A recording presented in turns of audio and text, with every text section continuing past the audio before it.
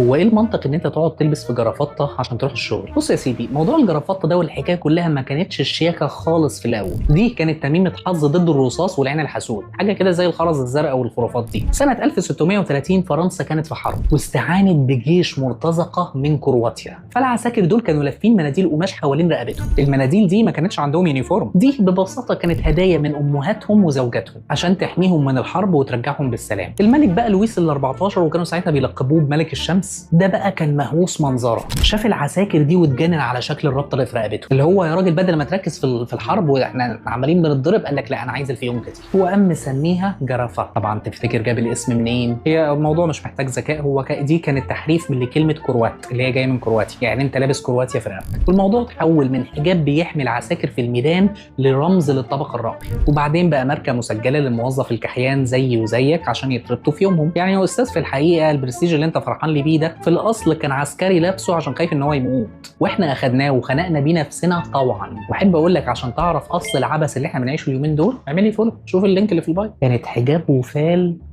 ولبسوها زي الخلخال.